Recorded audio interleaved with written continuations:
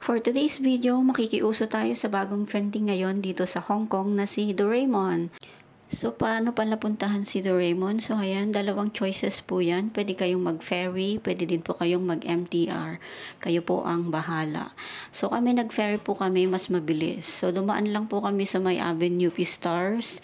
Dumaan kami sa likod ng K11. So, ayun, nakita na namin si Doraemon. Dumaan lang po kayo sa gilid ng K11. Diretsuin nyo lang po yun hanggang sa may makita kayong likuhan. Andun na po si Doraemon. So, at sa mga hindi nakakaalam na tulad namin, may booking pala siya guys. Need nyo siyang mag-book para makapunta mismo sa loob ng venue. Kasi nag-check sila ng bookings bago kayo pumasok doon. Pag wala kayong booking, sa labas lang kayo kasi may nakalagay na barikada. So expect nyo na rin maraming tao kasi second Sunday of opening siya nung nagpunta kami. So, super crowded, as in, ang daming tao.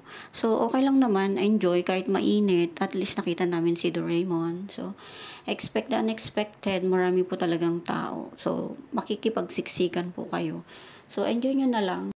So, ayan, sa mga di pa nakapunta, puntahan nyo na rin para makapag-enjoy kayo. So, ayan, mag-booking na rin po kayo para less hassle, para ma-enjoy nyo ang gala nyo. Thank